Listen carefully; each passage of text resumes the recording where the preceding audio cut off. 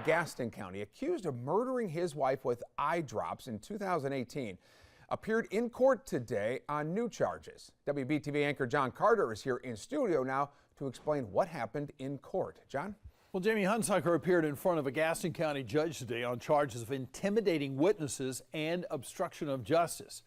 Hunsucker is accused of trying to intimidate witnesses in the case against him, faking a kidnapping, and even poisoning his daughter in the same way detectives say his wife was killed. Hunsucker is accused of poisoning his wife, Stacy, with eye drops in her drinks. Now, too much of the active ingredient in eye drops can kill someone. In December of 2019, Hunsucker was charged in connection with Stacy's death. New court documents paint a troubling picture since his wife's death. Investigators say Hunsucker staged his own kidnapping last year, claiming he was zip-tied and drugged by his father-in-law. But they say that was not true. Then investigators say he poisoned his daughter with eye drop chemicals as well, again trying to shift blame to his in-laws. The documents say he has also harassed his wife's parents by following them and recording them. Now, a judge ordered Joshua Hunsucker to be held without bond. He'd previously been out of jail waiting on his case to move forward. He is scheduled to be back in court in October.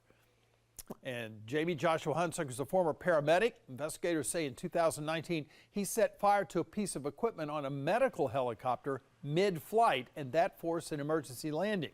He was charged with felony arson several years ago.